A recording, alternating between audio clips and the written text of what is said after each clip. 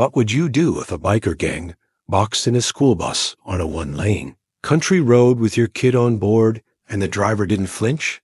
Would you panic, pray, or trust the wiry, gray-haired man behind the wheel?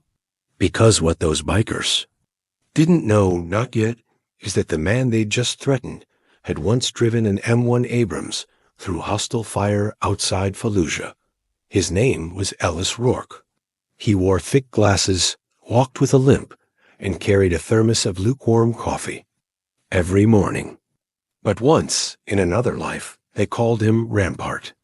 And if you try to hurt his kids, well, he's not the kind of man who leaves his turret cold.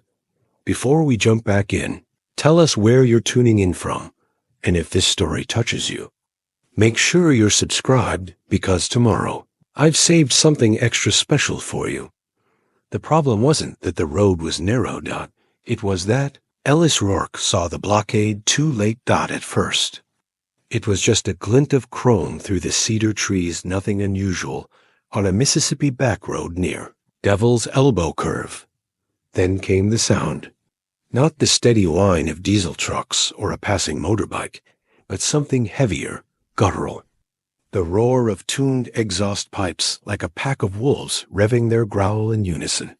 Ellis downshifted instinctively, eyes flicking to the rearview mirror. 3 bikes there. 2 more up front, boxed in. He eased the school bus to a crawl, scanning the roadside ditch, the dense woods beyond. One hand stayed on the wheel, the other moved with deliberate slowness to the dashboard radio.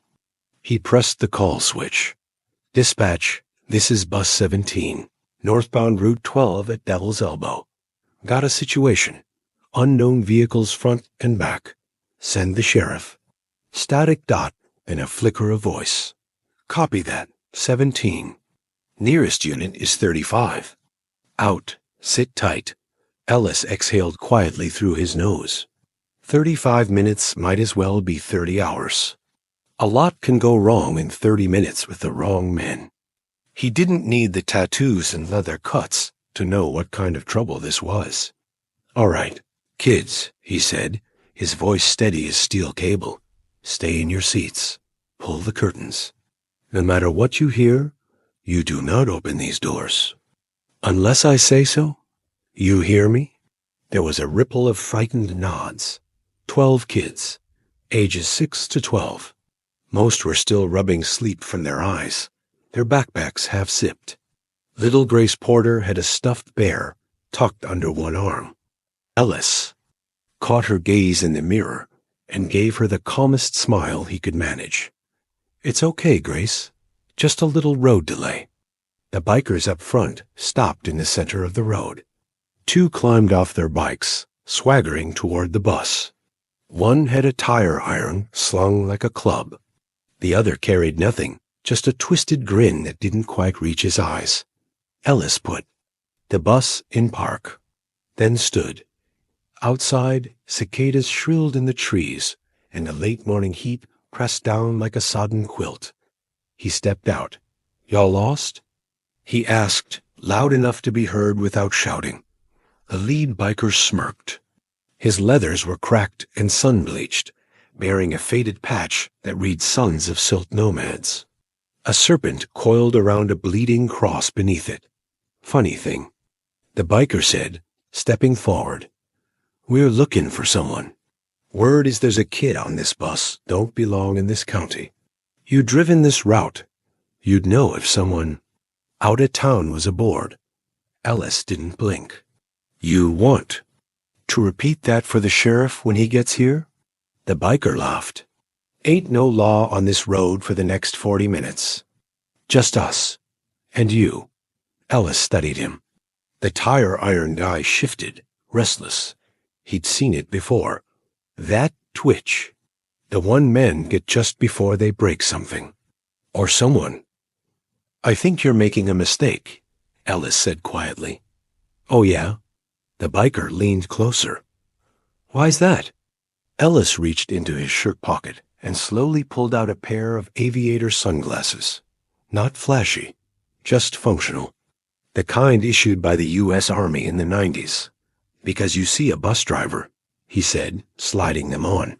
But what you're looking at is a tank commander who once pushed through 3 kill zones in Anbar province without losing a man. And if you think I'm going to let you scare these kids, he took 1 step forward. You're going to learn what happens when you corner the wrong damn soldier. The air went still. Even the cicadas fell silent. Then came the sound. Metal striking metal. Not from Ellis, but from behind the bus. One of the bikers in the rear had tried to slash a tire and hit the reinforced steel rim instead. A loud clang echoed up the road. From inside the bus. A scream. Ellis didn't move, but inside his mind was already calculating. Distance to cover. Number of threats. Objects nearby that could be repurposed. And that switch panel he'd installed just last year when the district cut costs on maintenance. Good thing he'd kept the override fuse handy. He looked at the biker with a grin. Last chance, Ellis said, but the man just laughed and reached for the bus door. The next movement was too fast for anyone to process. Ellis stepped forward, grabbed the man's wrist, twisted and dropped him with a knee to the solar plexus that sounded like a melon hitting concrete. The man collapsed, gasping, trying to remember how to breathe. Tire iron lunged forward, swinging wide. Ellis ducked, stepped in, and drove his elbow into the man's throat. Not enough to crush it, just enough to drop him like a sack of feed. 2. Down. 5 to go. The others weren't laughing now. They hadn't even noticed the small, red drone that buzzed up from inside the bus window. Little. Marquez Jameson had built it in shop class and brought it to school for a science fair. Now it hovered overhead, live-streaming every second of the ambush. Across town, a gas station attendant named Marie tapped her phone and whispered, "Oh my God, that's bus 17. That's Mr. Rourke." At the sheriff's office, a dispatcher watched the same feed and hit the panic alert. And 2 states away, a retired platoon sergeant named Eddie Knox looked up from his mechanic's bench and muttered, "I'll be damned. That's Rampart." Back on the road, Ellis turned slowly toward the remaining bikers. "You gonna need more men." One of them spat. "Who the hell are you?"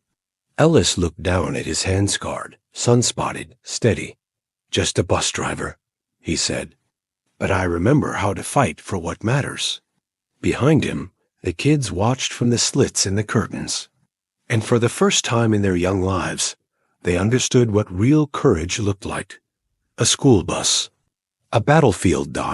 And a man who didn't back down. The kids stayed quiet longer than Ellis expected. Inside the bus, the air was thick with dust and fear, but not one child cried. Not even little Grace, who still clutched her stuffed bear with white-knuckle intensity. Marquez had ducked back down after launching his drone, and now huddled low behind the last row, phone in hand, whispering updates from the live stream like a miniature war correspondent. "Over 10,000 views already," he whispered. "People are sharing it." Ellis scanned the road again, stepping over the 2 downed bikers, neither dead, but they'd be sore come morning. The remaining 5 regrouped in a semicircle, keeping their distance now. Lasco hadn't shown his face yet. That alone told Ellis plenty. A man who didn't lead from the front wasn't a fighter, he was a manipulator. That made him more dangerous. "Mr. Rourke," came a small voice through the bus window. Are we gonna be okay?" It was Sophie. Soft-spoken, always first in line, always holding her brother's hand, even though he was 2 years older. Ellis turned slightly so she could see his profile. "We're gonna be fine," he said, voice calm as gravel under boot. "But I need you all to remember something real important." Inside, the kids leaned in instinctively. "You follow Rourke's rules. Got it?" "Rules?" Sophie asked. "Rule 1. We stay low. No one stands up unless I say so." That keeps you out of sight. A wave of nods. Rule 2. No panic. Panic gets people hurt. We breathe, we think, we act.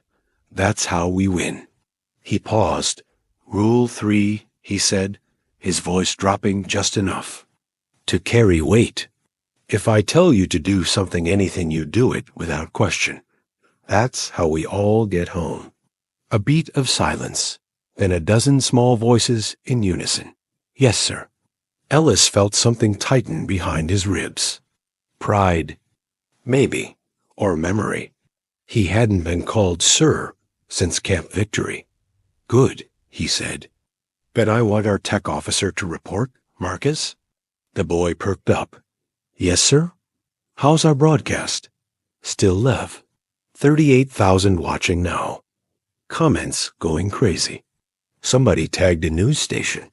And a lot of people asking where the sheriff is. Ellis nodded. Perfect. Let's make him wait. He reached under the front seat and pulled out an old metal lunchbox. Not for sandwiches. Inside, a roll of duct tape, a folding multi-tool, some chalk, a small LED flare, and a tangle of wires. Most wouldn't look twice. But Ellis had wired command panels in tanks with less. Give me 10 minutes, he said, and stay ready. Outside, the heat bore down like a physical weight. The Mississippi sun could cook a man's brain slow and mean, and Ellis felt every inch of his age now, but the mind? That still ran like it did at 30. Patterns, terrain, weakness. The two bikes at the rear end moved, repositioned, trying to find a better angle to approach the bus. He placed the LED flare behind the rear right tire, angled just so the reflection would bounce off the window chrome. A cheap signal mirror trick. But if they approached again, he'd see it instantly. On the other side, he pulled off the emergency panel and began rewiring the horn relay. The school had removed the internal cameras a year ago due to budget cuts. So Ellis had brought his own tools. Old habits. As he worked, a voice cut through the heat. Bus driver. Ellis rose, slow and deliberate, wiping his hands on an oil rag. The voice came from a different man, now taller, lean. M. The kids stayed quiet longer than Ellis expected. Inside the bus, the air was thick with dust and fear, but not one child cried. Not even little Grace, who still clutched her stuffed bear with white-knuckle intensity. Marquez had ducked back down. After launching his drone, and now huddled low behind the last row, phone in hand, whispering updates from the live stream like a miniature war correspondent. Over 10,000 views already, he whispered. People are sharing it. Ellis scanned the road again, stepping over the two downed bikers, neither dead, but they'd be sore come morning. The remaining 5 regrouped in a semicircle, keeping their distance now. Lasco hadn't shown his face yet. That alone told Ellis plenty. A man who didn't lead from the front wasn't a fighter, he was a manipulator. That made him more dangerous. Mr. Rourke, came a small voice through the bus window. Are we gonna be okay? It was Sophie. Soft-spoken, always first in line, always holding her brother's hand even though he was 2 years older. Ellis turned slightly so she could see his profile. We're gonna be fine, he said, voice calm as gravel under boot. But I need you all to remember something real important. Inside, the kids leaned in instinctively. You follow Rourke's rules. Got it? Rules? Sophie asked. Rule 1. We stay low. No one stands up unless I say so. That keeps you out of sight. A wave of nods. Rule 2. No panic. Panic gets people hurt. We breathe, we think, we act. That's how we win. He paused. Rule 3, he said, his voice dropping just enough. To carry weight. If I tell you to do something, anything, you do it without question. That's how we all get home. A beat of silence. Then a dozen small voices in unison. Yes, sir. Ellis felt something tighten behind his ribs. Pride. Maybe. Or memory. He hadn't been called sir since Camp Victory. Good, he said. Then I want our tech officer to report, Marquez? The boy perked up. Yes, sir?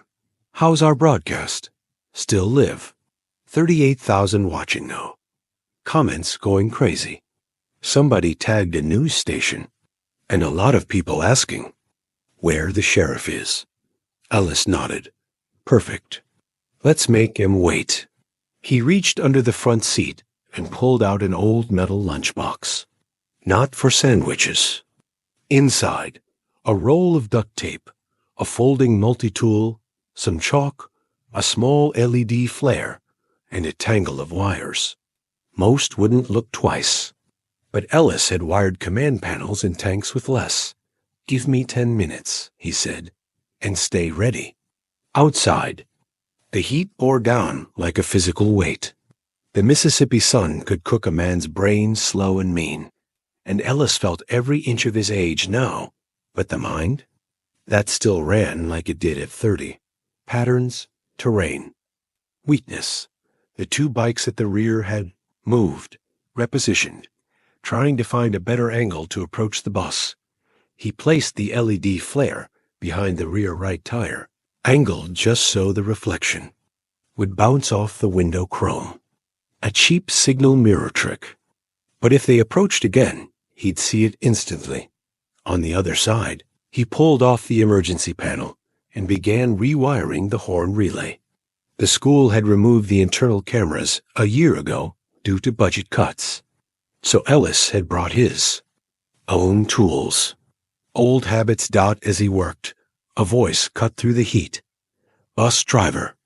Ellis rose, slow and deliberate, wiping his hands on an oil rag.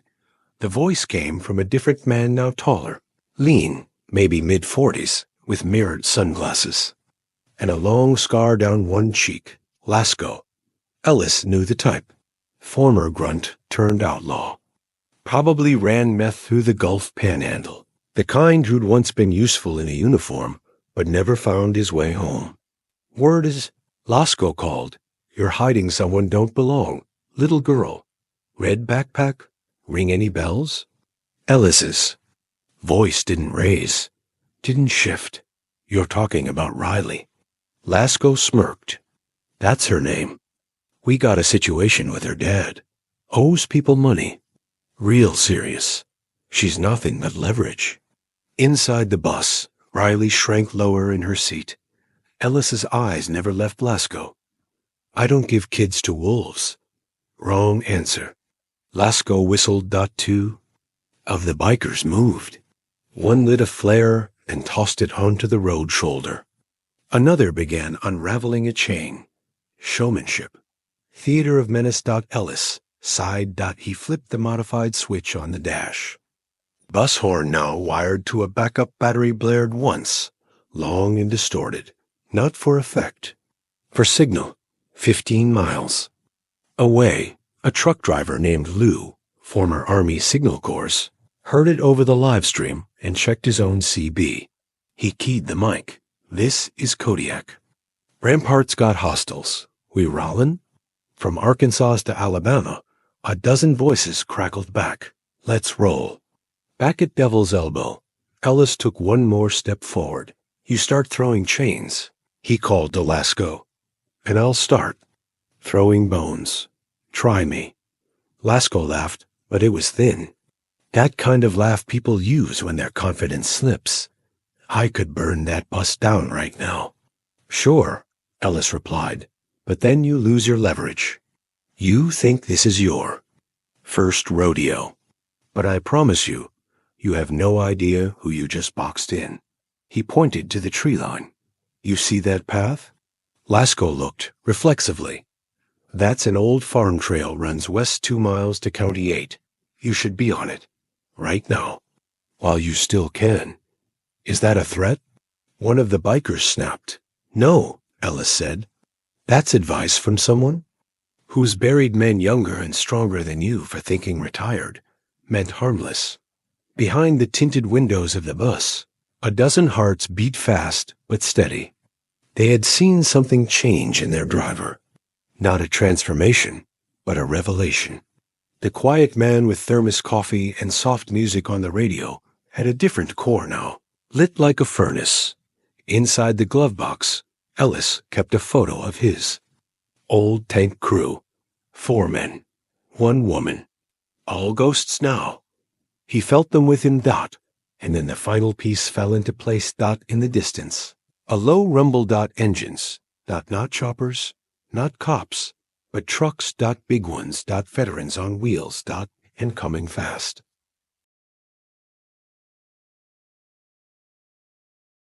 Ellis Rourke didn't flinch as the engines grew louder dot to the untrained ear. It might have sounded like thunder low, distant, grumbling through the pine curtain beyond Devil's Elbow. But Ellis knew the cadence of diesel under strain. He knew convoy rhythm. What he didn't know yet was how many were coming. He just knew they'd heard the horn, the signal. Rampart was not alone anymore. He stepped back toward the bus with calm precision, his boots crunching over gravel and shattered ego. The 2 bikers he'd dropped earlier were groaning now, regaining movement, but not much dignity. Lasco hadn't moved. He stood there, one hand resting on the butt of a weapon, holstered too obviously on his thigh. "You got friends coming, old man?" he asked, lips curled into a sneer. "I got students in this bus," Ellis replied, climbing the steps. "That's all I'm worried about." He paused halfway up the stairs and looked over his shoulder. "But if they were my friends," he added, "you'd want to start running." Thud. The bus door slammed shut behind him. Inside, the kids looked up anxious, alert, a little braver than they had any right to be. Ellis moved to the front, checked the radio again. Still nothing but static. Then his eyes landed on the mirror. Not the rear view, but the angled mirror above the driver's head, the one that gave a full view of the cabin. 12 pairs of eyes. One red backpack. Riley sat curled in her seat, knees pulled to her chest. But it wasn't fear on her face. It was shame. Double quotes, Miss Riley. Ellis said gently, "You want to tell me why that fella out there knows your name?" A long pause. Then she nodded, just once, eyes shining. "My dad. He got into something. Some guys with motorcycles. I think drugs. He took money. Then he ran. You? They said I'm collateral." That word should never come out of a child's mouth. Ellis felt something deep in his gut snap tight like old wire. But his voice stayed calm. "Not today," he said. "You're not collateral, sweetheart. You're cargo. And I don't leave cargo behind." Marquez looked up from his phone. "Mr. Rourke, people are tagging news stations. One of the comments says there's a chopper headed this way, but not police. Private?" Marquez shrugged. "Logo on the side says Greyhall Security." Ellis swore under his breath. Greyhall, private contractors. Real trigger happy. No jurisdiction. Ex-military. Without the code. They weren't coming to help. They were coming to contain. He turned to the kids. "New rule," he said. "If I say duck, you duck. If I say go, you go. No questions. You hear me?" "Yes, sir," came the chorus. A sudden knock on the door made him whirl around. Outside stood a boy. Not a child, a man in his 20s. Camo jacket, trucker cap, dust-covered boots. Ellis opened the door halfway, keeping one hand behind his back. "You Ellis Rourke?" the boy asked. "Who's asking?" "Name's Bo Keller. My uncle. Lou said you needed help." Ellis studied him. Saw the square stance, the scars on his knuckles, the slight indentation on his left shoulder where a rifle stock had sat many long hours. "What you got?" "3 trucks, 6 guys, 2 combat, medics, 1 K9. We pulled out of Biloxi when the drone feed hit our signal thread." Ellis opened the door all the way. Welcome to the front line. Bo grinned. You got a plan, Commander? Ellis looked out at the bikes. Lasco's crew hadn't moved, but they were watching now nervous. Something in the air had shifted. I do know, Ellis said outside. The trucks rumbled into view dusty semis, with reinforced bumpers and subtle armor plating. One bore a faded decal from the 101st. Another had a license plate from Fort Hood. The first to stop was Lou, thick-chested, gray-bearded, and grinning like a wolf with a badge. Rampart, he said. Heard your horn. Ellis clasped his hand. Glad you still answer it. Always. Who we dealing with? Outlaws, sons of Silt, looking for leverage. They picked the wrong cargo. Lou nodded, looking past Ellis toward the kids in the windows. Well, he said, pulling out a heavy steel case, let's give him something to think about. They moved fast. Lou's crew fanned out into the tree-lined camouflaged, practiced. Bo and one of the medics set up behind a hay bale on the adjacent property line. Ellis returned to the bus, his mind buzzing with coordinates and contingency. Back inside, he turned to the kids. All right, soldiers, he said, his voice steady. We're reinforcing this bus. How? Asked Marcus. Ellis pointed to the emergency windows. We're going to slide down those fire escape ropes and bring back anything that blocks view, blankets, jackets, even books. I'll signal when it's safe. This is your fort now. You protect each other. The kids moved with surprising speed, slipping into teams, whispering like spies. Then came the crunch of tires on gravel. Another vehicle, not police. A black SUV. Ellis felt his spine stiffen. Greyhall had arrived. Tall man in tactical khakis stepped. Out, sunglasses like twin mirrors. He didn't wave. Didn't smile. Just walked toward the bus with his hands loose at his sides. Not hostile, but not gentle either. Mr. Rourke? He called out. Ellis didn't move. We're here to de-escalate. The situation. De-escalate how? Ellis called back. With rifles or lawsuits? Whatever's required, the man replied. Ellis stepped down. I've got 12 kids. One of them's a target. The rest are witnesses. You want to help. You bring a camera, not a contract. The Greyhall man narrowed his eyes. You're obstructing private enforcement of a retrieval operation authorized. Authorized by who? A long pause. Then the sound of clicks. Not guns. Phones. From the road. A rising crowd had started to gather. Farmers, parents, a few deputies who'd finally arrived, but stayed near their vehicles, unsure of their role now that Greyhall had stepped in, and the live stream? It had just passed 112,000 viewers. Somebody from CNN was calling. Greyhall stepped back. Ellis turned to Lou. Set the trap. Lou grinned. With pleasure. It began with a backfire loud enough to startle. Then a smoke flare. Lasco's crew jumped, moving toward their bikes. That's when Bo's team dropped the first net. Military surplus, camo-threaded. 2 bikers went down hard, screaming. Chaos exploded, but not for Ellis. He'd seen worse in Baghdad. He walked straight through the commotion, placed one hand on the side of the bus, and shouted, Duck! The kids dropped. Lasco panicked, drew his weapon, and found himself looking down the barrel of something much, much larger. Lou's canine handler stood 10 feet away, shotgun leveled. Drop it, he said. Lasco hesitated. Then dropped. Ellis stepped forward, standing over the gang leader. Now, he said, you and I are going to have a talk about leverage. 30 minutes later, it was over. 3 bikers in cuffs. 2 in the medic tent. Lasco sat zip-tied, muttering about legal retribution and rights, while Greyhall quietly drove away. No comment to reporters. No acknowledgement of failure.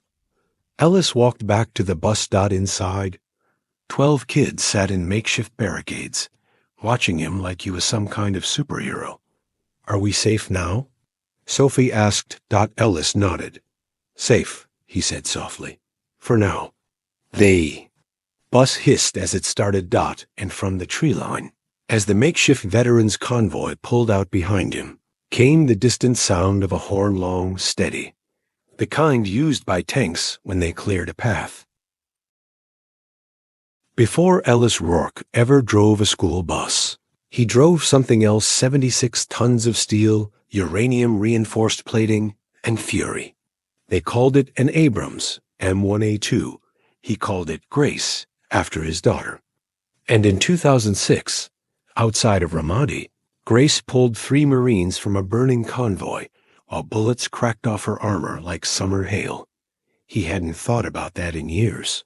But now, parked at a roadside turnout, a school bus idling beside a SIDSI, convoy of battered trucks and quietly armed civilians, Ellis sat on the front step and let the weight of the moment roll off his shoulders like sand from his boots. Breeze stirred the pines. The kids inside the bus were asleep. Most of them anyway. Riley was curled up in the front seat, with Grace the bear tucked under her arm. Marquez had finally powered down his drone, now charging it from a solar panel someone in the convoy provided. And Ellis? He was sketching, with an old ballpoint pen and the back of a laminated route map. He began diagramming potential fallback positions, listing sightlines, material weaknesses in the bus's frame, and notations like pressure points, stepwell, and V1 egress timing. 8 south window. It looked like nonsense to anyone else. To him, it was muscle memory. He didn't just remember tactics. He remembered how to think. You always plan like that? Asked Lou, stepping over with a thermos in hand. Ellis didn't look up. Old habit. Looks like blueprints. It's an algorithm. Every vehicle, every route, every threat, there's a way through. If you treat it like a living puzzle, it tells you what it needs. Lou handed him the thermos. Still think like a tanker. Ellis took a sip. Never stopped. They sat in silence for a moment, both men listening to the crickets and the far-off hum of early evening traffic. Greyhall's going to spin this, Lou said finally. They'll say you escalated, that it was vigilantism. Ellis snorted. Yeah, well, I didn't see them pulling 12 scared kids out of a gang blockade. No, but I saw you do it. Lou pulled a folded newspaper clipping from his coat. Pocket. You remember this? It was an article from 2010. Local hero says patrol in IED ambush. A blurry photo of Ellis, younger, covered in soot and holding a medkit. The headline might have been modest, but the subtext said what everyone in that battalion knew: Rourke didn't break under fire. He recalculated. Thought you got rid of all that, Lou said. I tried, Ellis replied. But you don't. Forget how to keep people alive. He stood, wiped his hands, and looked back toward the bus, which is why we're not done. Inside the bus, things were shifting. Kids were different now. The siege hadn't broken them. It had tempered them. Marquez had assigned himself comms duty, building a makeshift alert system with flashlights and whistles. Sophie helped organize water bottles into ration packs. Even Riley, shaken as she was, sat with a notepad, drawing each of the bikers' tattoos from memory for law enforcement. They weren't waiting anymore. They were participating. Ellis stepped inside, watching them. For a moment. All right, he said. Time for Rourke's rule number 4. They all looked up. 4? Asked Sophie. You only gave us 3. He smiled, just a little. That was during the ambush. Now comes aftermath. What is it? Marquez asked. Ellis crouched, pointing to the map they'd drawn with crayons on the floor. Rule 4, he said. We rebuild better than before. The plan came together like a boot camp drill. Ellis began modifying the bus's structure, not permanently, but enough. He used leftover tools from the mechanics' convoy. scrap aluminum plating for underseat shielding, tire chains rethreaded through door locks, and mirrored glass from an old roadside sign mounted above the rear view as a 360 vision dome. He even rewired the internal lights to flicker.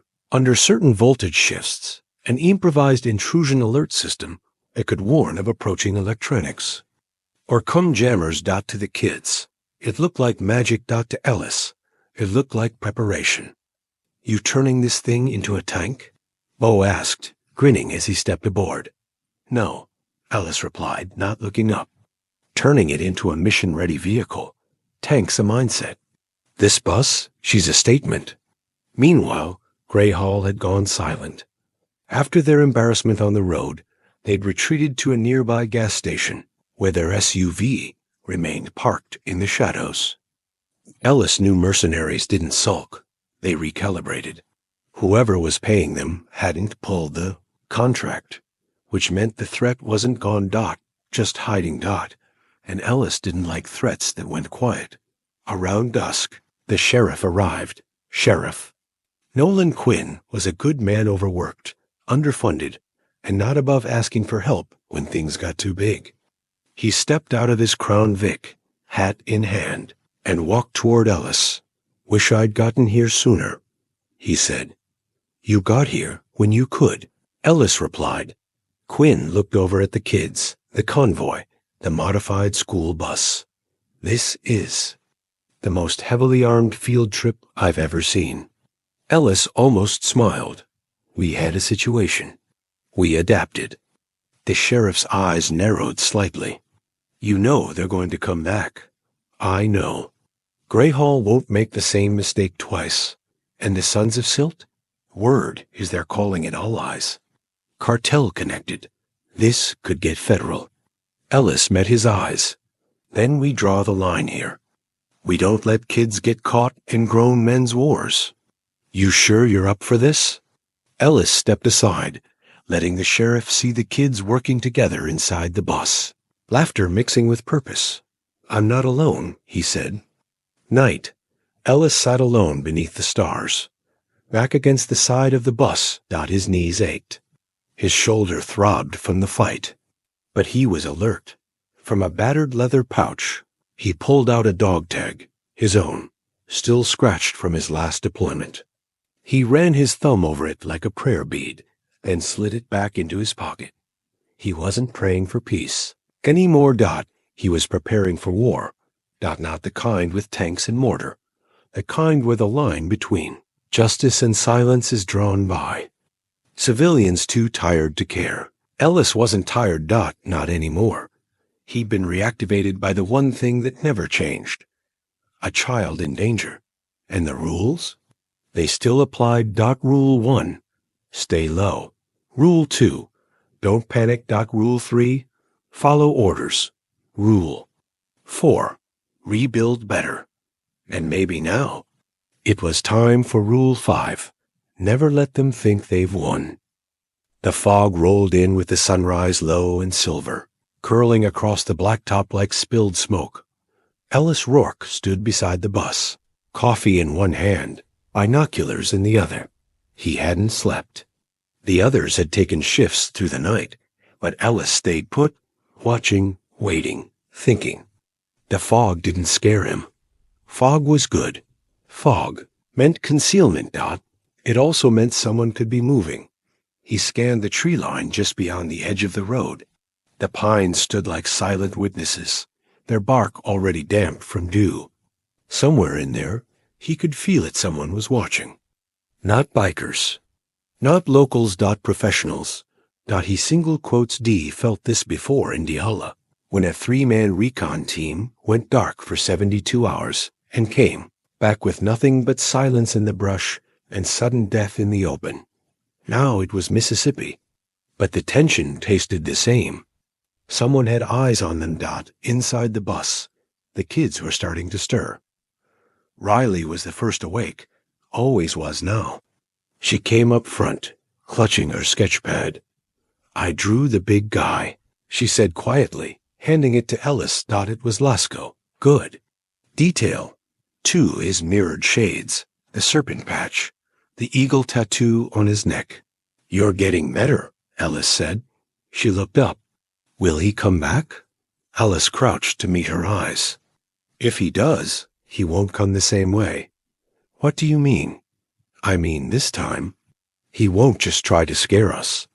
Riley nodded like she understood, but her fingers tightened around her sketchpad.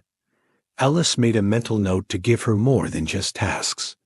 She needed anchors, things to believe in, something solid in a world that felt like mud.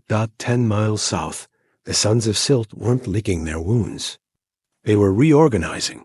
Lasco sat on the hood of a Dodge Charger, a cigarette tucked behind his ear, talking to a stranger no one else recognized. The man was clean-shaven, wore civilian hiking gear, and had a soft Appalachian drawl. But his words were surgical. "You used fear," he said. "That failed. Now you use leverage. You squeeze his surroundings until he breaks." Lasco scratched his jaw. "His surroundings are kids." "Exactly," the man said. "But fear isn't just about hurting them. It's about making him believe you can." Lasco exhaled slowly. "What's your name again?" The man smiled. "Call me Finch." At 7:12 a.m., Ellis caught the first real sign. A power line blinked. Just once, not an outage. Not a surge, a pulse. He checked his watch. Exactly 1 hour after sunrise. Too precise to be random. He walked back into the bus, rapped the steel wall once to call attention. "New rule," he said. "Rourke's Rule 5. Marquez perked up. "I knew there'd be a fifth." Ellis grinned faintly. "Never let them think they've won." He tapped the chalkboard Marquez had set up in the aisle. "I need full system checks. Riley visual sketches of everything you saw yesterday. Anyone missing patches or wearing different gear? Sophie supply count, down to the last bottle cap." "Marquez, you're now in charge of surveillance." Marquez sat up straighter. "I thought I already was. Now you're officially in charge. And the others?" "Anyone with hands and eyes is part of the defense team." Ellis paused. "And I need someone who's not afraid of heights." 4 hands shot up. He picked Olivia, a wiry 9-year-old with a gymnast's balance and zero fear. "You're going on top of the bus," he said. "Sniper perch. Binoculars and a flashlight. 1 blink if you see movement. 2 if it's trouble." 10 minutes later, Bo returned from a scouting run with news. 2 sets of tire tracks, he said, wiping sweat from his forehead. Off the back trail by Sandy Hollow Creek. 1 fresh, 1 heavy. "Truck?" Ellis asked. "Maybe a van. Could be a staging vehicle. They're hiding something." Ellis nodded. "We prepped the bus for evac." Lou frowned. "You think it's time to move?" "No," Ellis said, "but I want them to think we might." They set the trap like this. The bus was parked just inside a small horseshoe clearing, with an abandoned gravel pit on one side and a slope of brush on the other. The road curved hard, cutting visibility. A perfect funnel. Ellis knew the ground from memory now. They parked 2 of the veterans' trucks behind the bus, their beds empty but fitted with camouflage netting. From above, it looked like debris. From inside, it was a kill box. Ellis rigged the bus's tailpipe to emit black smoke, just enough to look like engine trouble. And then they waited. They didn't wait long. At 9:22 a.m., Olivia blinked twice. Marcus keyed the comms. Movement east side, single vehicle. White panel van, no markings. "Hold," Ellis said. A slow beat, then deploy. Bo and 2 others melted into the tree line. The van stopped 200 yards short, engine idling. No one got out. Yet. Then the side door slid open. Out stepped Finch. Alone. He held a clipboard in one hand, a coffee cup in the other. Ellis narrowed his eyes. Something was wrong. No visible weapons. No muscle. Just a man in hiking boots and soft manners. "Mr. Rourke." Finch called out cheerfully. Mind if I come aboard? Ellis stepped down, arms folded. What do you want? Just to talk. Funny. That's what the last one said before he brought a tire iron. Finch laughed. I'm not the muscle, Mr. Rourke. I'm the logic. You've made things difficult for my client. Ellis didn't move. Kidnapping children. That's your client. Retrieving collateral. The girl is part of a civil forfeiture agreement. She's a person. To you, yes, to them. She's a chip on the table. Finch took a sip of coffee. I admire your resolve. I really do. But this isn't winnable long term. Greyhall is pulling satellite surveillance. Lasco's got funding now. Do you know what that means? I know what resolve looks like, Ellis replied.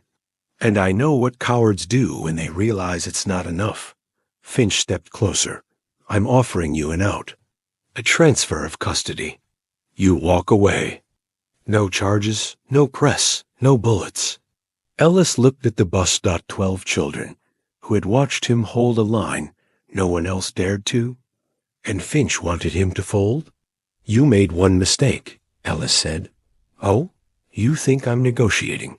Then came the blast. Not a gun. A smoke charge set off from the gravel pit.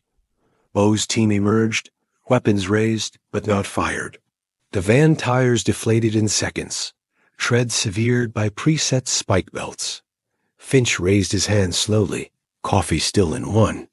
Now that, he said, was unexpected. Ellis walked forward, plucked the clipboard from his hand. On it, a blank form labeled Custodial Transfer R.C. Miller. He tore it in half. Tell your client. Ellis said, we don't hand over kids. We raise them. Finch exhaled slowly. This isn't over. Ellis turned away. It is for today. That afternoon, Ellis stood beside the children as the sheriff returned with a court officer. The kids had statements ready. Rayleigh handed over her sketches. Marcus presented a USB drive with over 9 hours of drone and surveillance footage. The officer stood stunned. This is better organized than our own case files. Of course it is, Ellis said. They had a tank commander. Back inside the bus, as the children began drawing signs that read Freedom Bus and Rourke's Rangers, Ellis watched from the mirror. They weren't just surviving now. They were building something. A memory. A bond. A resistance. And deep inside, Ellis knew. The enemy hadn't backed off. They were just switching tactics. But so was he. He wasn't just a driver anymore. He was a strategist. And the next move would be his. By daybreak, the gravel pit looked like a construction site to anyone passing by. It was chaos metal scraps piled high, bus doors off their hinges, kids hauling plywood sheets across open ground like tiny engineers. But to Ellis Rourke, it was the beginning of something precise, something deliberate, not something tactical. He stood on top of the bus, with binoculars and a field notebook, taking notes in neat capital letters. Lou walked up the hill toward him, coffee in one hand, the other holding a roll of zip ties and 2 pairs of gloves. You planning to build a fortress? Lou asked. Ellis didn't look up. Not a fortress. Then what? A message. By mid-morning, the message was underway. They had gutted the rear third of the school bus and replaced it with reinforced panels made from salvaged tractor plows and 2 rusted-out feed silos. The glass windows had been swapped with plexiglass, scavenged from an old chicken hatchery and cut to fit with surgical precision. From a distance, the bus now looked like a hybrid part transport, part tank. The kids had a nickname for it now, the Bramblehound. Ellis didn't correct them. It sounded fierce, and they needed that dot inside. Sophie coordinated supply caches. Riley worked with Olivia and Marquez to map blind spots in a 360-foot radius. They marked tree lines, creek beds, and choke points on a dry erase board stolen from the elementary school's music room. They weren't just playing anymore. They were war-gaming. At noon. The fog lifted. And the drone came back. It wasn't Marcus's. This one was sleek, fast, military-grade. It hovered just long enough to map the site before darting west like a hunting falcon. Ellis didn't bother chasing it. He just looked at Lou. They're scouting. Lou spat into the grass. You want us to move the convoy? No, Ellis said. I want them to believe we're planning a last stand. And they did something no one expected. They made a show of vulnerability. At 1:05 p.m., the rear axle of one of the convoys' Cenis broke. Two men acted out a scripted argument. Children carried plastic bins in a panic. Olivia ran out screaming that the bus engine was smoking again. Ellis shouted orders with enough volume to echo through the trees. Every camera picked it up. The drone, if it came back, would capture chaos. The live stream, still running on a satellite loop, hit 140,000 viewers. National media picked it up as the school bus siege. Commentators debated child endangerment versus community defense. A clip of Ellis saying, "We don't hand over kids, we raise them," hit 2.7 million views. Grayhall said nothing. Lasko posted a cryptic message on a burner. Social channel, wolves don't forget. But Ellis wasn't watching the feeds. He was building a trap. Under the bus, he and Bo installed a custom-rigged part of a lift mechanism scavenged from an old cotton gin. When activated, the back third of the Bramblehound would tilt, forming a defensive barrier that could block low fire or funnel movement into a specific path.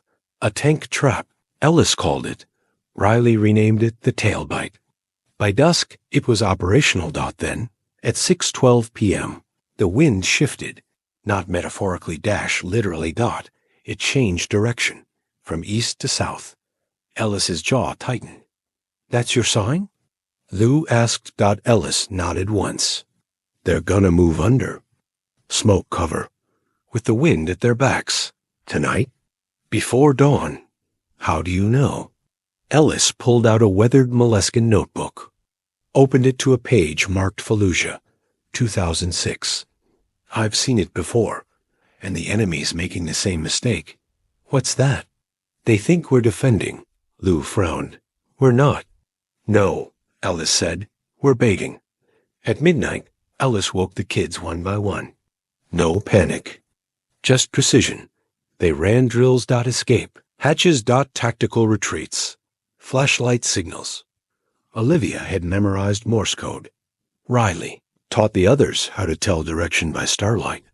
Even soft-spoken Sophie practiced how to swing a fire extinguisher. At a grown man's kneecap, one cried. No. One asked to go home. They were past fear now. They were ready. At 2:42 a.m. The smoke began. Not thick, not wild, controlled. A field to the south of the gravel pit caught firebrush and old hay bales, doused with diesel, lit in a perfect arc. Ellis and Lou stood shoulder to shoulder on the hill, watching it bloom. Here. We go, Lou whispered. Then came the engines. 4 motorcycles. SUVs. 1 lifted truck. From the rear came more movement foot soldiers, masked, moving under cover. But they hadn't counted on infrared. Marquez's drone, modified with a thermal lens from a hunting scope, picked up every single heat signature. He relayed them in real time. 7 on foot. 4 bikes. Truck has open bed looks like cargo or weapons. Ellis grabbed his mic. All positions. Eyes open. Remember Rule 5. Never let them think they've won. The first biker didn't see the tripwire. The second did, but too late.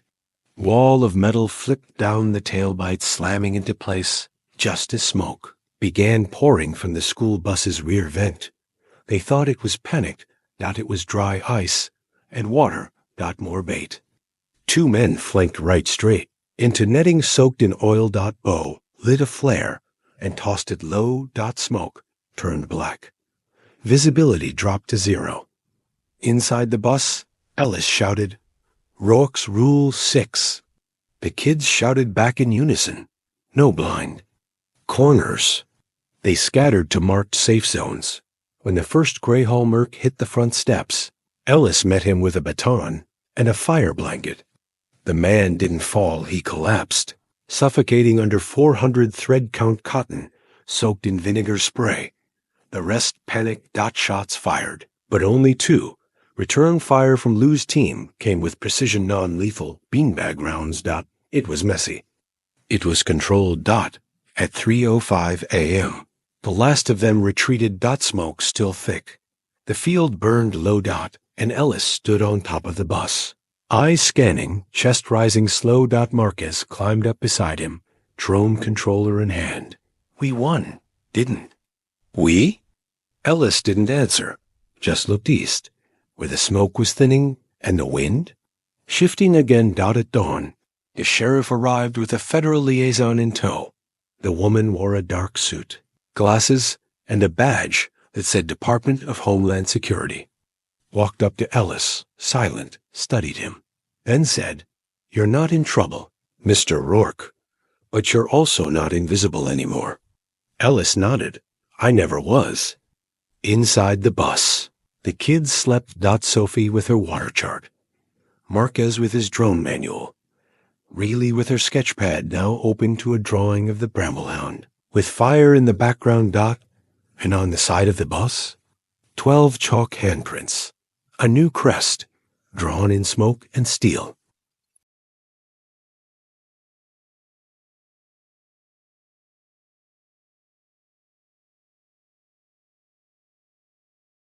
At 4:37 a.m., Ellis Rourke heard the metal ping. It wasn't much, just the faintest tap of something soft striking steel. But to him, it was louder than gunfire.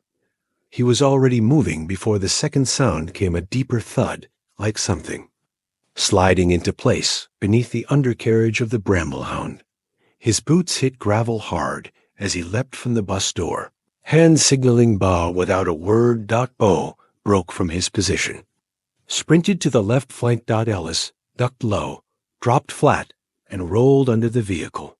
There, wedged between the rear axle and the emergency brake line, was a black cylinder no longer than a thermos. Unmarked, magnetized. He didn't need to see the wiring to know what it was. Not an IED.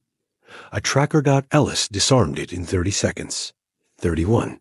And they would have had coordinates. Whoever placed it had either slipped through during the smoke or worse, had help on the inside. He climbed back out from beneath the bus, hands black with grease, and whispered 2 words. "We've got 'em all." Bo looked like he'd been punched. "Someone inside the perimeter?" Ellis nodded. "Maybe even someone on our team." Lou joined them, carrying the dismantled smoke rig from the earlier trap. "This just got worse," he said, pointing to the tracker. "You recognize the design?" "Russian import," Ellis muttered. "Military spec. Modified for cartel use." "Then we're not just dealing with outlaws anymore." Ellis exhaled. "Nope." Inside the Bramblehound, the kids had already woken to tension. Reilly sat cross-legged near the front seat, reading the body language like a veteran. She watched Ellis move Bo's worried face, Lou's clenched jaw. Something had changed. Marcus noticed too. "You found something," he said. Ellis didn't sugarcoat it. "Somebody planted a tracking device under the bus, which means someone knew where to get past our defenses." Silence. Then Sophie whispered, "Is it one of us?" Ellis didn't answer. He didn't have to. They began a full sweep. Every vehicle, every pack, every crate.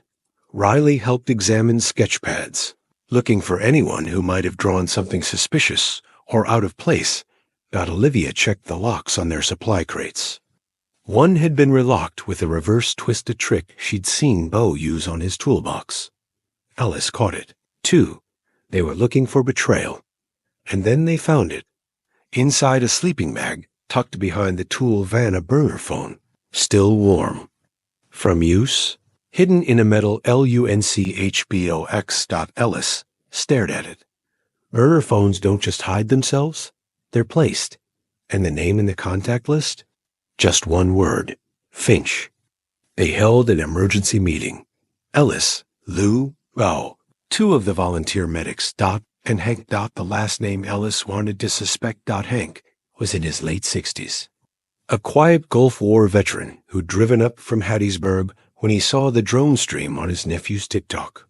He'd been patching tires, rigging netting, hauling water for the kids. He was dependable. Or so they thought. Bo placed the burner on the table. Hank didn't deny it. Just looked tired. They came to my daughter's house, he said quietly. Told her they'd take her baby boy if I didn't give them intel. Said I just had to leave a phone and walk away. Ellis clenched his jaw. You could have told me. I didn't want to bring heat on the others. I figured if they thought I was helping, maybe they'd back off. Ellis paced. Then stopped. You compromised children, Hank. I didn't give names. I didn't give locations. You gave access. That's all they needed. Hank nodded slowly. Then stood. I'll go. Won't be trouble. But Ellis shook his head.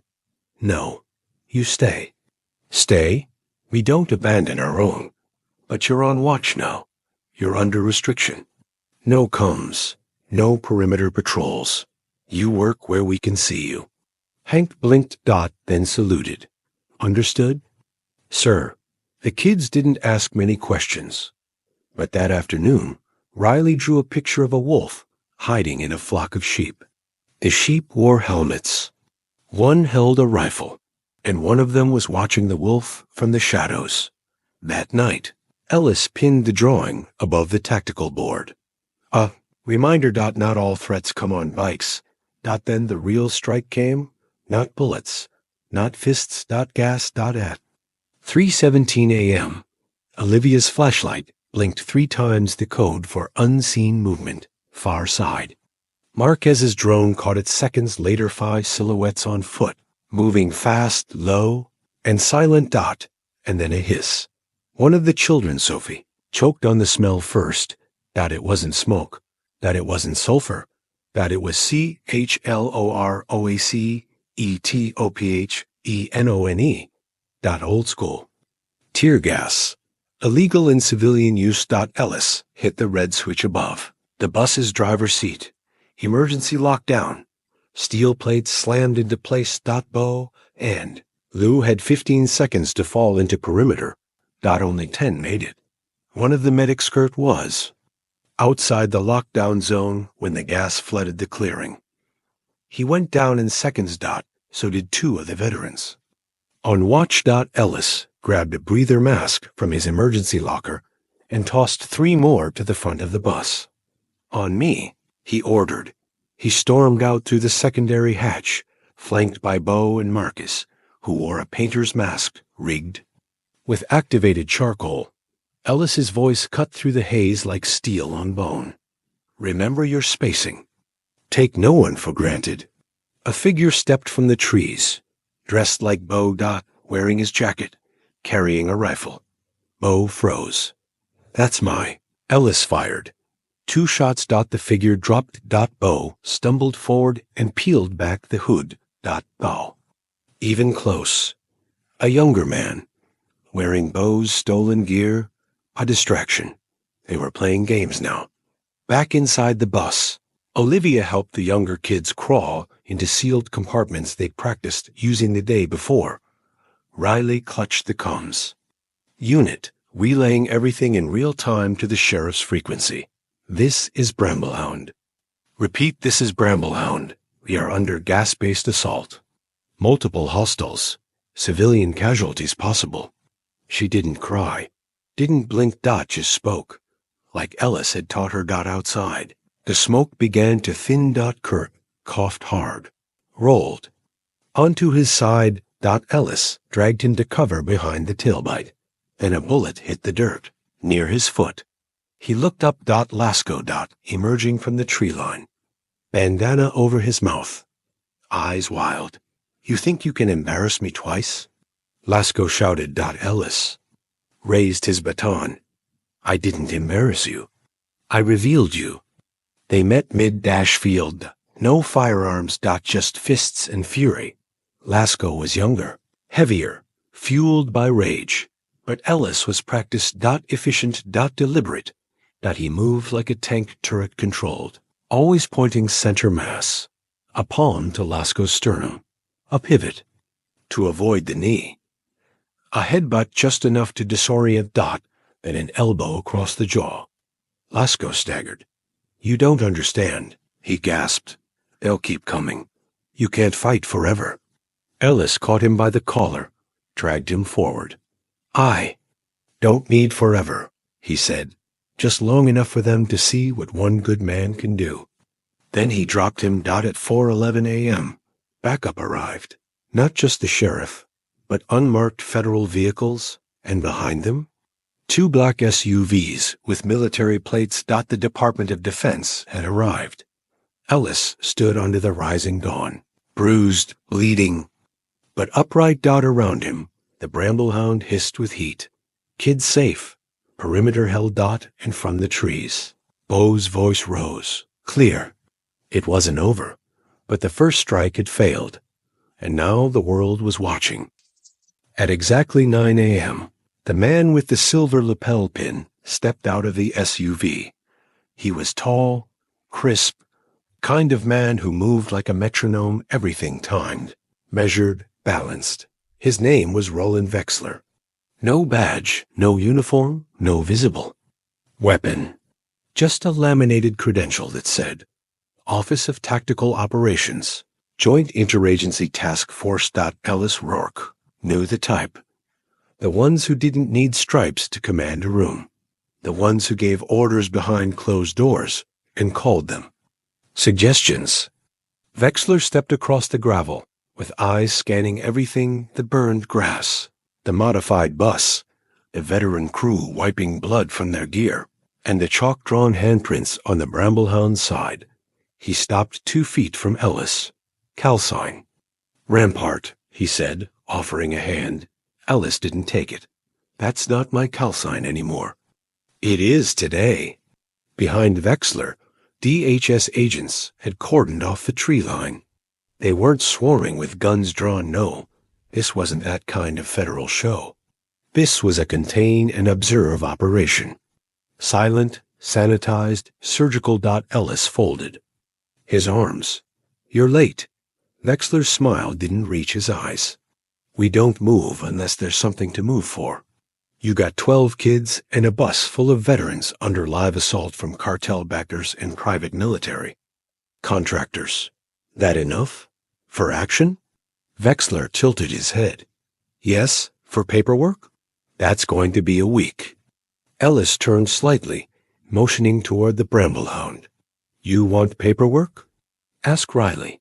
She filed radio logs, threat sketches, and timestamps. Riley Miller. Target of attempted retrieval under a civil forfeiture clause involving narcotics.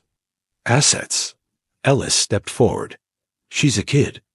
Not in court. Not in contract law. Then your courts are broken. Vexler didn't argue. He just said, that's why we're here now. While the feds combed the perimeter, Ellis gathered the kids inside the bus. Some were sleeping. Some were watching the trees with the alertness of border sentries. Riley sat up front, arms crossed. They look like they want to take me, she whispered. They do, Ellis said, but they won't. She swallowed. What if it's out of your hands? He leaned closer. I've held the line against people with tanks, Riley. You think I'll blink for a man in a blazer? Outside, Bo and Lou were overseeing the cleanup. They'd taken inventory of everything. Zip ties, smoke rigs, battery packs, drone signal repeaters. Lou held up a bullet casing to the light. Armor-piercing, he muttered. Illegal to possess. In 3 states? Ellis looked over. That wasn't Lasco's crew. No, Lou said. This is Greyhall's elite gear. So they're escalating. Or outsourcing. Ellis turned toward the tree line again. He could feel it, to churn beneath the surface. Lasco was a pawn. Greyhall, a hired gun. But someone else was giving orders now. Someone who wanted the girl. Not for money, not even leverage, but because of what she knew. Vexler returned after an hour with a sealed file. He handed it to Ellis. Inside, a military dossier. Riley's father, Travis Miller, XD, went dark 11 months ago during a joint op in Guatemala, presumed dead. But the last confirmed video feed before his disappearance?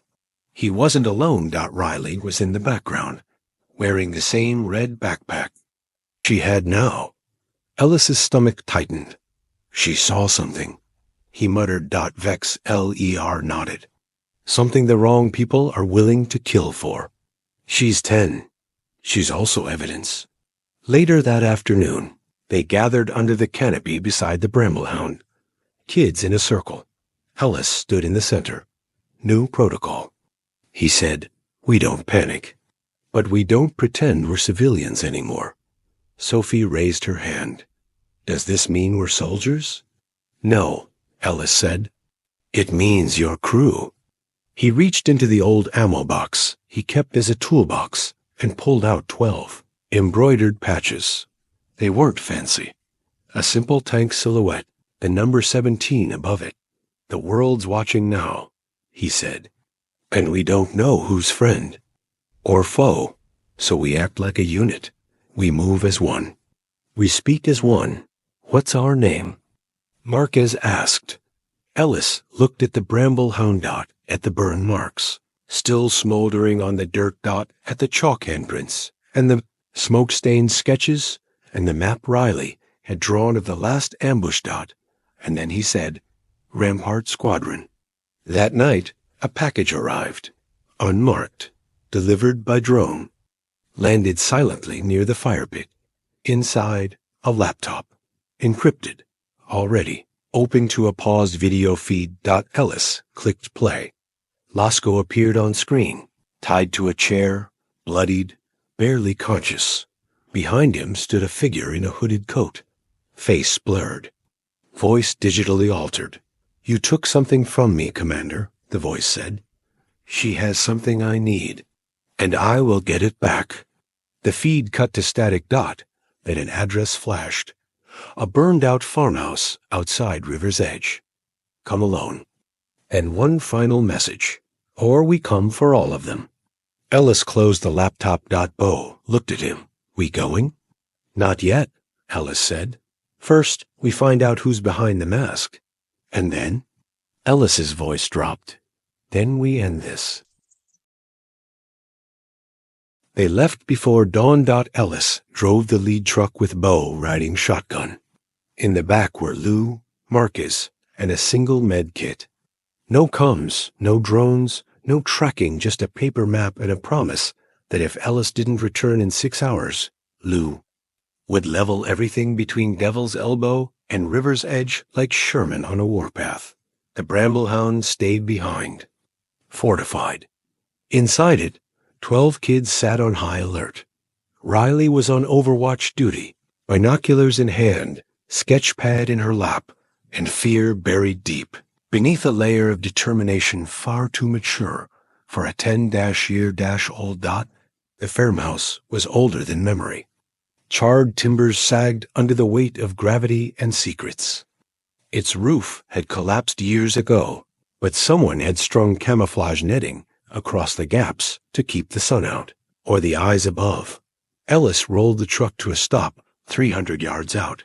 "No weapons," Bo said, watching the windows. "You sure about this?" "No," Ellis answered. "But they didn't say I couldn't bring my fists."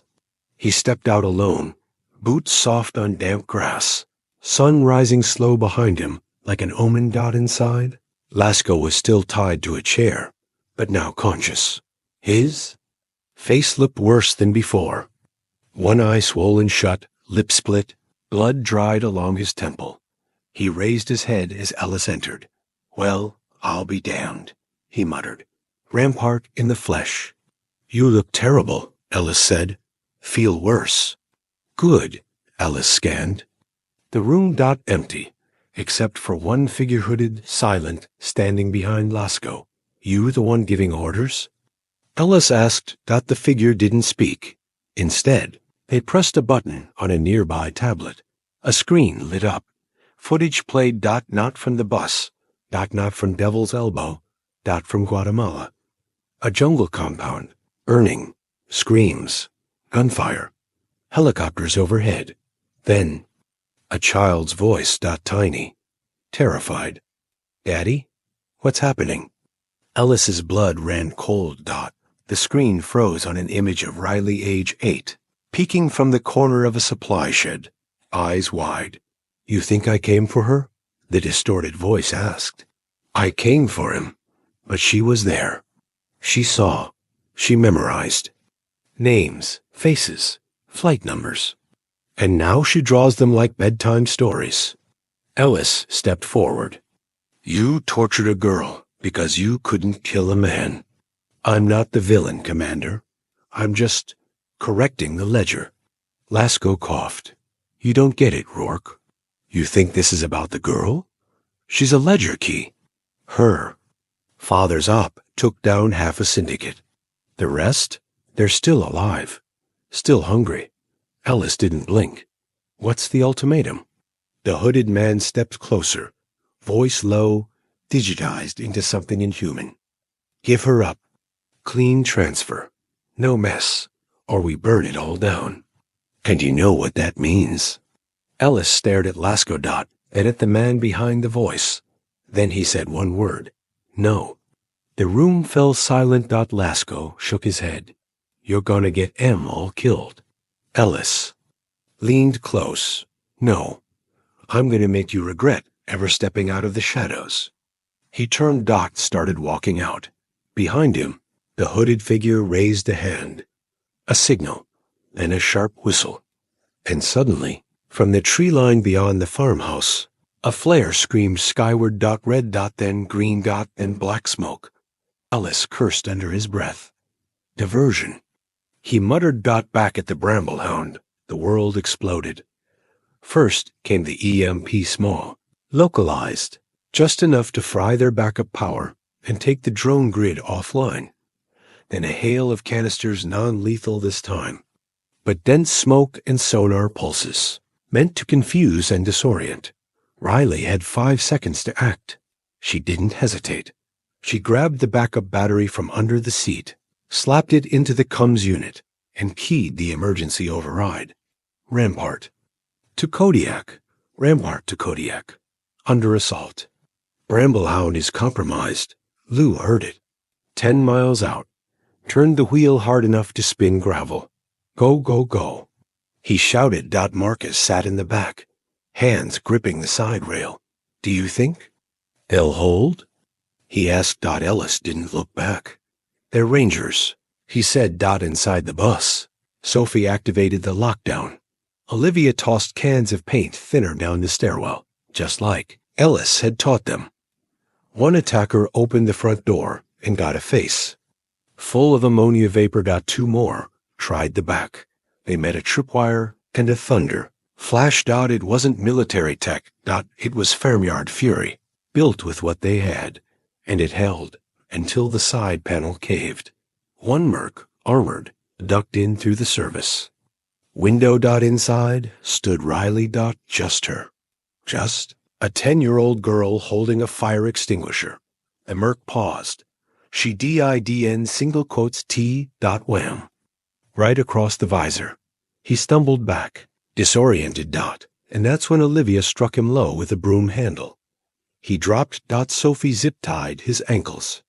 Outside, more attackers breached the hill. Bo arrived first, rifle up, scanning through the car. Smoke. Rourke's rules, kids. He shouted. And from inside the bus, 12 voices shouted back. Stay low. Don't panic. Follow orders. Rebuild better. Never let them think they've won. Ellis arrived 5 minutes later. He stepped out of the truck and walked into chaos. Feds tangled with contractors. Kids repelled grown men. Lou tossed flashbangs like a Vegas dealer. And in the middle of it all, The Bramblehound still stood battered, but unbroken by 6:15 a.m. It was over. Federal arrests, Greyhall D, E-T-I-N-M-E-N-T. Lasco? Gone. Vanished during the chaos. But he left something behind, pinned to the side of the Bramblehound, a blade, short, serrated and engraved with one word, Oathbreaker. Ellis stared at it for a long time, not with fear, with resolve, because he knew what was coming. They weren't just being hunted anymore. They were in a war, and now it was time to strike back. They came just after dark, not with sirens, not with horns, just the soft hum of diesel and the crunch of tires over pine. Needles, 4 trucks, no markings, no headlights. Each one parked nose first at the edge of the gravel turnaround, flanking the Bramblehound like sentries. Ellis Rourke stood in the center of the clearing, arms crossed, his silhouette a dark slash against the moonlit bus. From the first truck stepped a woman in desert fatigues and a faded 160th sore patch on her shoulder. "Rourke," she said. "Price," he replied. She smiled, small and sharp. "So this is the infamous bus. It's a school with a side hustle in civil defense." She looked at the children watching from the windows. "Word is you've made a lot of noise. That's how you found us?" "No," she said. "That's how Washington found you. We already knew." The Ghost Battalion wasn't official, not anymore. Most of them hadn't worn the flag in years. They were the ones who never really came home operators, recon, evac pilot soldiers who got out and found the world too slow, when Ellis first served. They were legends.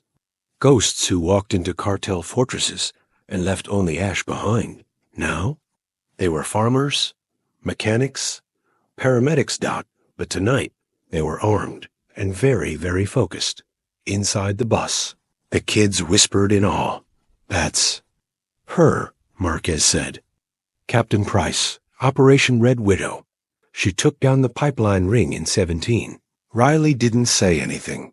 She just sketched military trucks, a woman in combat boots, a bus haloed in FIRELIG.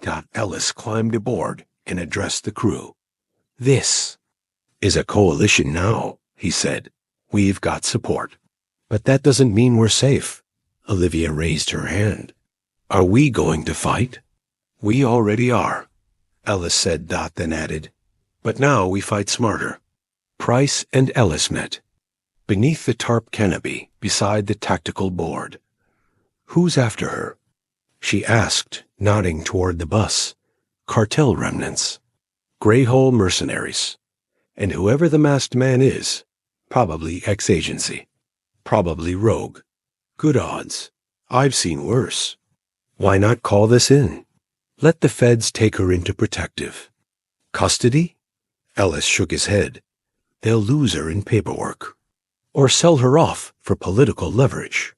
Price didn't argue, just said, "Then we make a fortress." For the next 48 hours, they rebuilt everything.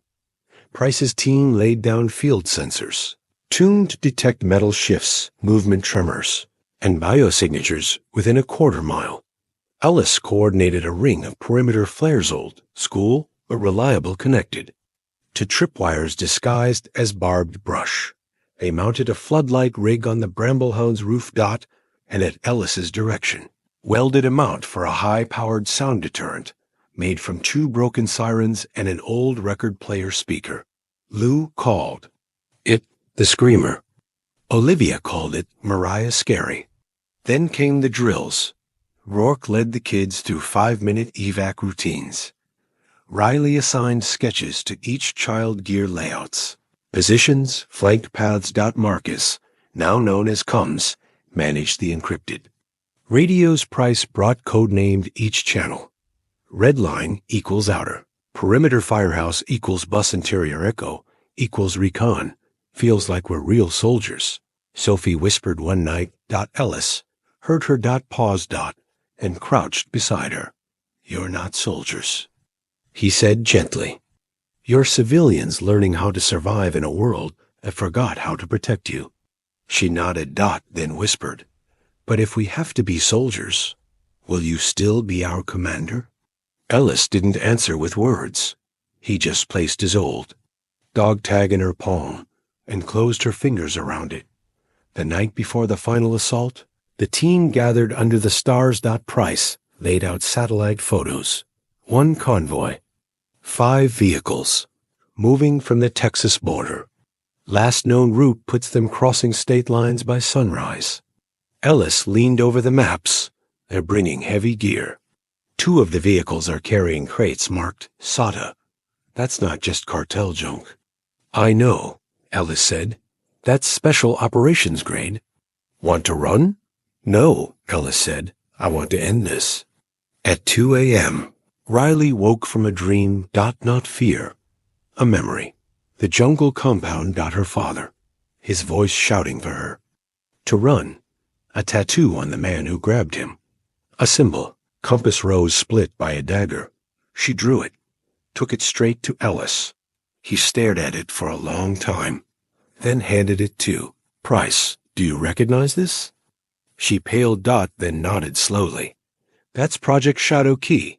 Disbanded Black Ops unit. Went rogue years ago. We thought they scattered. Apparently not. Ellis leaned forward, and one of them's after her. At dawn, they received a final message, not a voice, not a feed. Just a symbol. Spray painted on the road leading to their camp. The compass dagger. Beneath it, one word. Midnight. Ellis turned to Price. Looks like we're out of time. She nodded. You got a battle plan? He looked at the Bramblehound, the kids, the scars on his own knuckles, and said, I got something better. What's that? He turned toward the rising sun. A purpose. The sun was just a whisper above the tree line when Ellis gave the order. Activate blackout protocol. Within 60 seconds, Bramblehound's floodlights died. Generators cut. The clearing fell into a cold, tense silence broken only by the rhythmic chirp of a field sensor near the edge of the brush. Every team member moved into position like a well-oiled joint task force. Ellis moved slower than usual tonight. Not from fear, not even fatigue, but something deeper. He knew what was coming, and he knew he might not walk away from it. Midnight wasn't a time. It was a strategy. At 11:58 p.m., a single drone buzzed across the tree line. No light, no sound. It dropped a single flash tag onto the gravel. An infrared. Beacon dash laser dash lock. And then it began. First, the hum of engines low, deliberate, overlapping. Then headlights dull orange. Spread wide in a triangle approach. Ellis stood at the front bumper of the Bramblehound, rifle slung, baton at his side. They're coming for the girl, Price said at his shoulder. No, Ellis replied. They're coming for what she remembers. Inside the Bramblehound, Riley adjusted her headset and watched the monitors. 3 convoy trucks, 1 armored van, 1 flatbed with a signal scrambler attached to its roof. Kids were calm. Each one had a job. Sophie operated the flare grid. Marcus was on Echo Channel, relaying pulse wave data. Olivia had a slingshot and a pouch of marble-sized stun bombs, a birthday gift once. Now weaponized? And Riley? She was the commander's shadow. She tracked the enemy's position with a child's focus and an analyst's mind. Outside, Ellis keyed the comm. All units, we go loud in 10 seconds. Confirm? One by one, voices answered. Firehouse copies. Red line copies. Echo locked. Ghost ready. Price said last. Ellis watched the tree line. 10 seconds. 9.8. The first explosion took out the scrambler. A reverse-triggered EMP mine, hidden under brush, rigged with a power drill and a microwave capacitor. Marcus's idea. It pulsed once bright and clean, and the enemy's jamming field collapsed like a house of cards. Immediately, Price's crew opened with suppressing flash rounds. No bullets, yet just pressure, noise. Forced out, the convoy stalled. The flatbed skidded sideways, and from the shadows came 4 men on foot black deer. Night vision, no patches. Shadow key. Ellis moved, not rushed, not reckless. He walked into the firefight. Like a man crossing a street, baton drawn, eyes cold. The first operative raised a weapon. Ellis disarmed him with a twist, cracked his jaw, and took the rifle. He didn't use it, just dropped it at his feet. "You boys forgot," he said. "I'm not outgunned. You're outmatched." Inside the Bramblehound, a second wave approached. 2 mercs tried the emergency door. Olivia lit the screamer. The modified siren howled into the night 20,000 decibels, focused through a handheld funnel. Both attackers dropped, clutching there. Heads. Sophie hit them with beanbags. Riley sealed the hatch. "Status?" Ellis barked. 2 down. "Bus secured," Riley replied. "Good. They'll try the rear next." "They already are." At the back, Lou and Bo held the line. Tripwire nets, paint can traps, and a slingshot-wielding Marcus kept the rear clean. Lou hit 1 man with a rake handle. "Still got it," he muttered. Then cursed as a stun round clipped his leg. Bo dragged him back. "They're flanking." Ellis shouted into comms. "Price, collapse right perimeter. We'll draw them into the funnel." "Copy." The funnel was an old logging path, narrow, sloped, perfect for bottlenecks. Price's squad backed into it, drawing fire. Ellis charged. Forward, 3 shadow key ops, moved like phantoms. He moved like a bulldozer. 1 strike to the throat. 1 to the solar plexus. 1 sweep of the legs. By the time they hit the ground, he was already gone. At 12:29 a.m., they captured the commander. Not Lasco. Not Finch. The man behind the mask. He wore a gray hood, Kevlar sleeves, no insignia. Ellis pulled it back himself. He froze. "McBride," he whispered. Price looked stunned. "You know him?" "He ran training at Fort Irwin." McBride smiled, blood in his teeth. "You taught me this trick," he rasped. "The kid's memory, it's not just drawings. It's photographic. Her father used her to memorize ciphers, safe house keys. She is the ledger." Ellis stared. "You tortured a child for data." "No," McBride said, laughing. "I did it for control." Ellis struck him once, hard, then looked at Price. "Take him." By 1 a.m., the field was quiet. 21 arrests.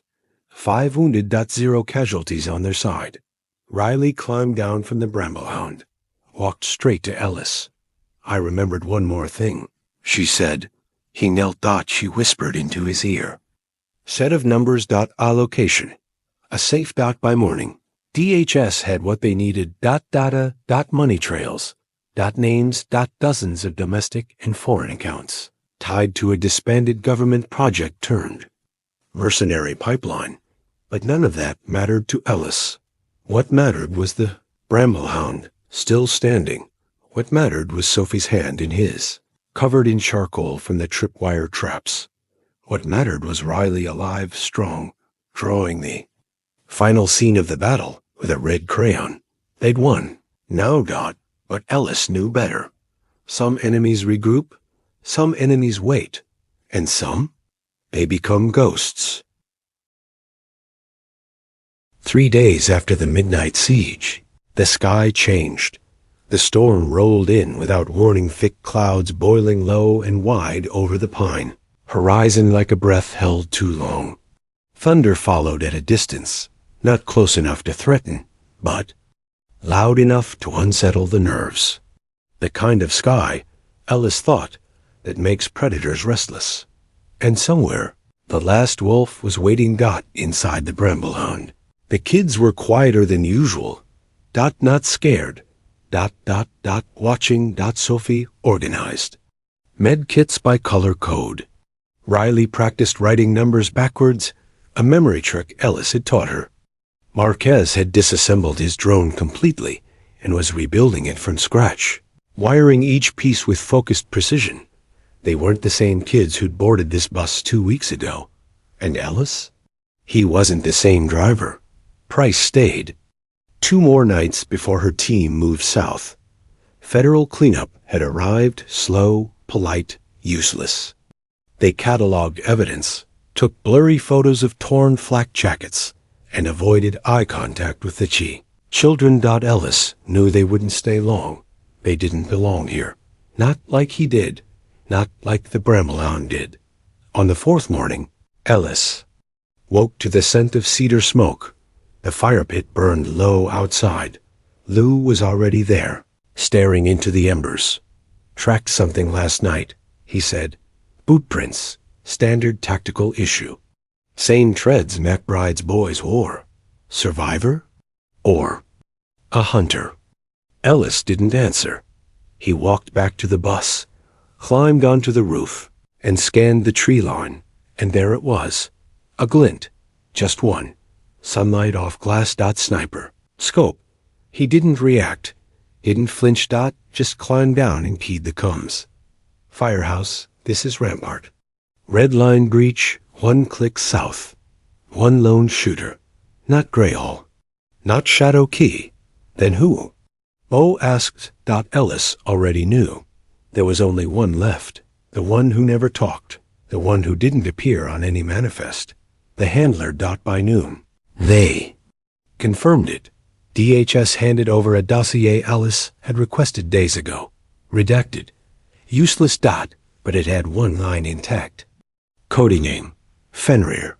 Mythical wolf. A devourer. And he was here. Watching. Waiting. That night. The Bramblehound went dark. Not to hide. Debate. Ellis moved the kids. Underground, an old service tunnel. Price's team had carved out during their stay. Stocked with food, water, cots, a secure line. They didn't like it, but they understood. "You going after him alone?" Riley asked, clutching her sketchpad. "No," Ellis said. "I'm drawing him in."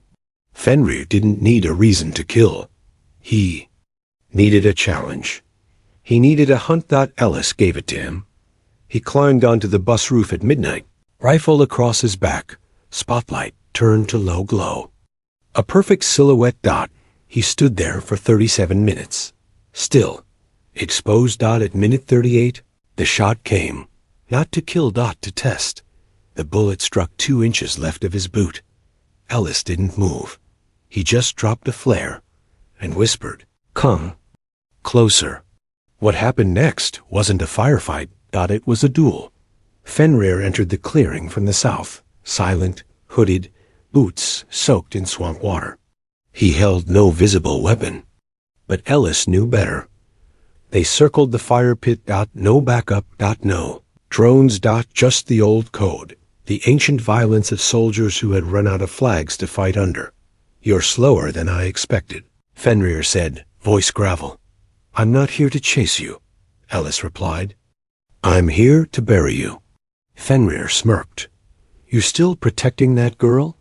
Ellis's fists clenched. "She doesn't need protection anymore. She will, when the next one comes.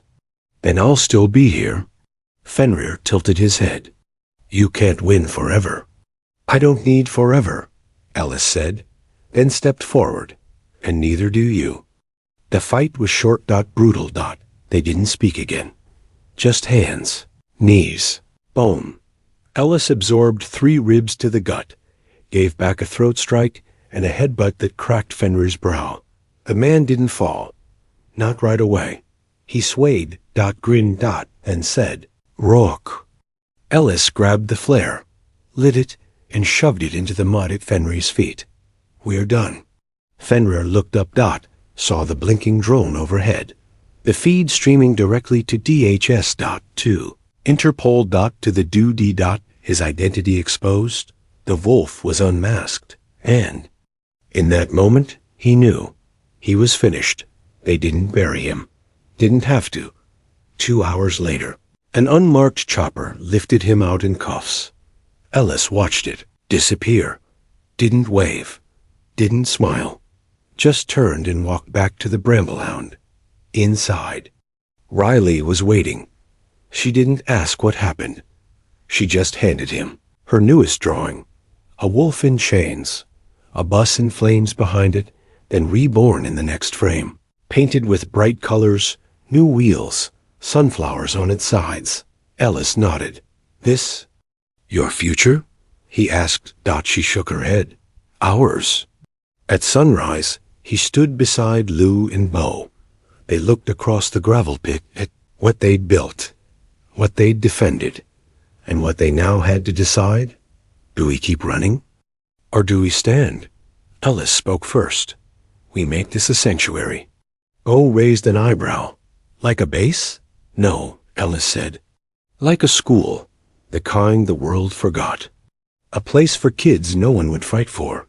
Lou exhaled slow. You sure? Ellis looked toward the Bramblehound. The kids inside the sketches taped to the windows and said, I've never been more sure. The first desk was a cinder block with a plywood top. The second was a dinner tray someone had left behind in the evacuation by the time Ellis and the kids finished clearing out the service tunnel. They'd fashioned 12 makeshift learning stations, a chalkboard from a wrecked barroom mirror, and a flagpole from an old mop handle. The curriculum? Navigation, electrical work, first aid, resilience. And every lesson came with a rule. Rourke's rules. They didn't call it a school at first. That word carried too much weight. Too many broken promises. But Riley whispered the name one evening while practicing code with Olivia. Fort Bramble. It stuck. In the first week, Sophie taught the others how to set up their own emergency go bags. Marquez repaired an old radio and turned it into a classroom hub. Olivia drew maps from memory back roads, water routes, tree markers. No. Grades. Just survival. And Ellis? He watched it all quietly from the old driver's seat, which now sat at the back of the room like a throne made of rust and purpose. Every morning he called roll. Riley. Here. Sophie. Here. Marcus. Present. Olivia. Here. And then Rampart? And they all answered together, standing by. But peace never lasts. Not out here. Not in the wake of war. On the 10th day, a van pulled into the clearing. Neutral gray. Government tags. Ellis met it at the gate. Inside sat a woman in a clean blazer and a tactical belt. She stepped out, extended a hand. Commander Rourke. I'm Special Agent Leslie Tan. You've got a fan base at the Pentagon. Ellis didn't take her hand. You're not here for fan mail. No, she said. I'm here to offer you a deal. The government couldn't protect Riley, but they wanted to partner. They'd seen the feed, the bus, the battle. They'd seen what Ellis had built. Off the books, Tan said. A halfway haven for the lost ones. Kids like Riley, veterans like you. You'd have discretion. Oversight, but not interference. And in return? Ellis asked. Intel, support, some funding. And when we need a place off-grid, we call. Fort Bramble. Ellis leaned against the frame of the Bramblehound. Sounds like leverage. Tan smiled faintly. Sounds like balance. He didn't say yes, but he didn't say no either. That night, he held a meeting. 12 kids, 3 vets, 1 big question.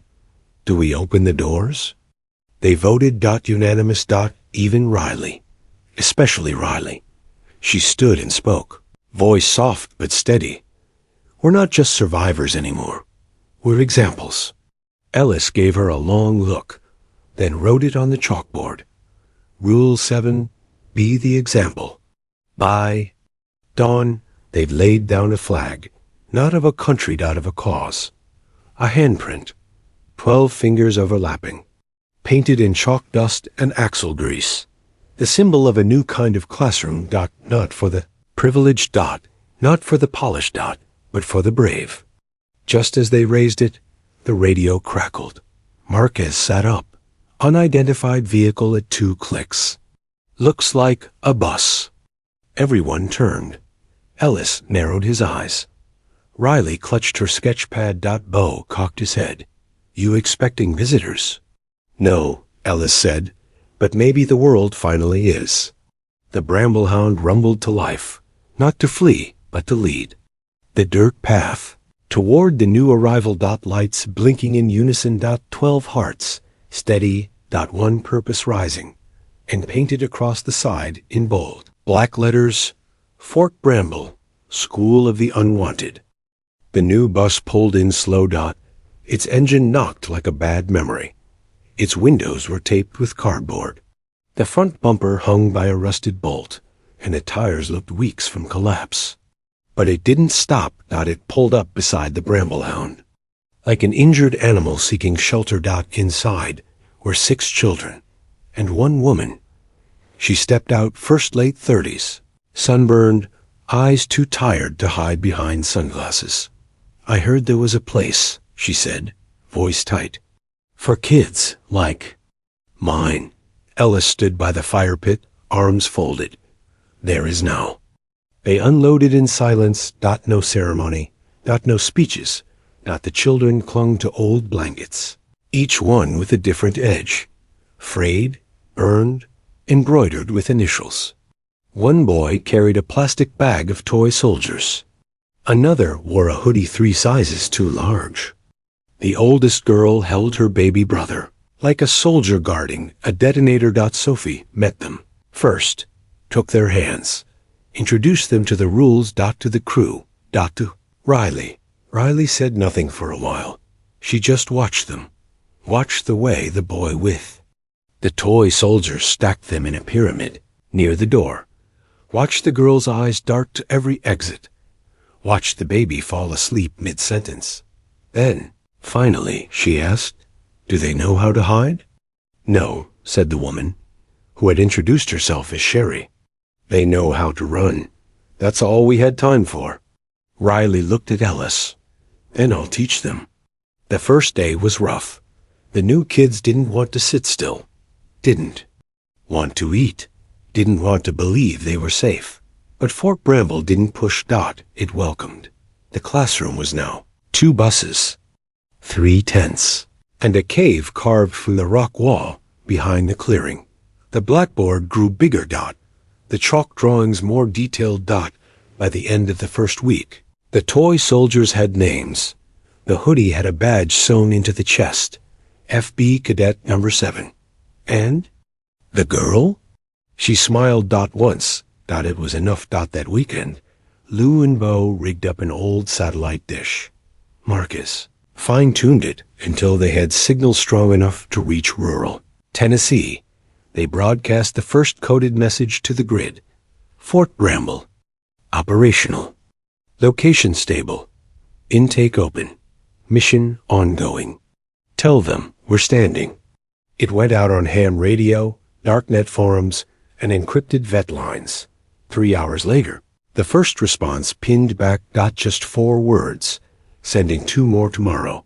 By Monday. Ellis stood before 18 kids. Most of them scarred, some of them silent, but all of them standing. He wrote a new rule on the board. Rule 8. Never let broken mean beaten. Riley underlined it herself. That night, Ellis found the old Polaroid camera Price had left behind. He snapped a photo of the new crew standing in front of the Bramblehound. No one smiled. They didn't need to. The picture said enough. They were still here. But trouble doesn't vanish. It regroups. At the edge of the nation's forgotten systems. Others were watching the footage. The broadcasts. The rise of Fort Bramble. And in a tower, somewhere west, a man in a military coat without insignia clicked his pen 3 times. Beside him, a map of America lit with red circles. Whispers passed through the dark. They've built a citadel, and it's working. The man nodded once, then said, "Then it's time to test it." In the clearing, the storm returned. This time, it didn't frighten the children. They watched it roll over the trees like a welcome old friend. And as the first thunder cracked, Riley whispered, "Let them come." Ellis stood behind her, eyes steady, hands callous, heart full, and said, "We're ready." The warning came with the wind just after sunset. The field sensors went dead for at once, in a perfect line from the southern ridge. No alarms, no movement on drone feed, just silence, like the forest had swallowed its breath. Ellis Rourke stood at the edge of the clearing, flashlight off, eyes scanning the dark. He didn't need to see them. He felt them. The last wave, the final test. It wasn't cartel. This time, not mercenaries. These were professionals, quiet, agile, fluent in shadow. Shadow Key had been dissolved, Greyhall disarmed. Lasco disappeared. But the war machine had other gears. "Red line breach confirmed," Marquez whispered through comms. "Count?" Ellis asked. 7, maybe 8. "Good," Ellis replied. "That's a small enough number to bury." Inside the Bramblehound, Riley rallied the younger kids. "No one panics. You all know where to go." Sophie handed out vests custom, rigged with chemical light tabs that could be broken in an emergency. Olivia loaded the mini launcher with chalk dust grenades. Marquez double-checked the scrambler firewall, and in the back of the bus, the youngest new arrival, a girl named Lucy, who hadn't spoken since. Arrival clutched her stuffed lion and whispered, something no one heard, then reached into her pocket and broke a light tab. It glowed green. Her eyes didn't waver. Bo and Lou manned the perimeter. Both had taken up hunting bow silent. Clean. Price had left them with a final cache buried under the western slope. Flares, noise bombs, and something Ellis had saved for last. The Lazarus. Protocol. It wasn't a bomb. Not technically. Just a bluff. But the signal it gave off, a rapid pulse meant to mimic a radiological sensor alert, was enough to make even elite teams hesitate. Ellis placed it dead center of the clearing. Then backed away. At exactly 9:12. P.M. The first operative broke cover. Full camo. Thermal mask. Night. Rifle. He reached for the perimeter net and got a fistful of fire ants. Olivia's idea. "They're better than landmines," she'd said. "And they never miss." The man screamed. Another stepped forward, then froze as the clearing lit up in flickering red. The Lazarus. Unit blinked to life. High-frequency tone, pulsing heat signature. "Abort," one whispered, but it was two. Late. Lou triggered the screamer. Bo dropped a flash. Marcus piped recorded. Gunfire through the speaker grid. And Ellis stepped through the smoke with his old combat boots and a spotlight in hand. "You wanted a citadel," he called into the dark. Well, here it is. The enemy broke. 3 fled east. 2 were captured. The rest vanished like mist. It was over in 6 minutes. No shots fired. No. 1 injured. Only silence left behind. And the sound of a generator winding back to life. By midnight, the kids were asleep. Most of them. Riley sat on the roof, watching the stars. Ellis climbed up beside her. "They're not coming back," she said. "No." He agreed. She held up a new drawing. The Bramblehound, but now with walls behind it. Towers. Gardens. A gate. "Think. We can really build it?" she asked. "Piece by piece," he said. "Like anything that matters." By dawn, another truck had arrived. Not a threat, a gift. From Price, supplies, letters, and a steel plaque. It read, "Fort Bramble, a school for the forgotten, founded by those who refused to leave." They mounted it beside the fire pit. Riley brushed the dust from it herself. They kept going. More kids came. More stories. Some stayed forever. others. Just long enough to learn how to fight back against the world that forgot them. Ellis never left. Not once. The driver's seat was always waiting, and every morning he called roll. Until the day came when Riley called it instead. Just before the end. A reporter visited some new program, wanted a quote, asked Ellis what Fort Bramble was.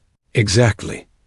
He looked around at the chalk-streaked buses, the scarred woods, the broken playground they'd turned into an obstacle course, and said, "It's proof." Of what?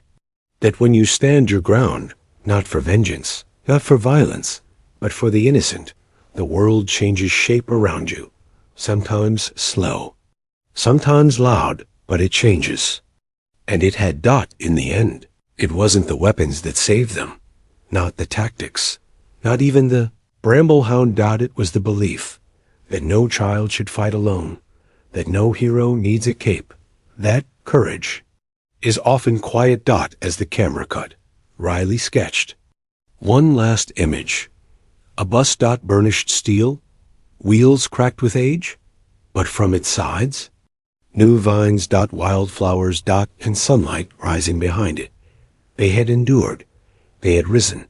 They had built something. No one could tear down. And in the end, that was the victory. The end. Up next, 2 more incredible stories are waiting for you right on your screen. If you enjoyed this one, you won't want to miss them. Just click to watch and don't forget to subscribe.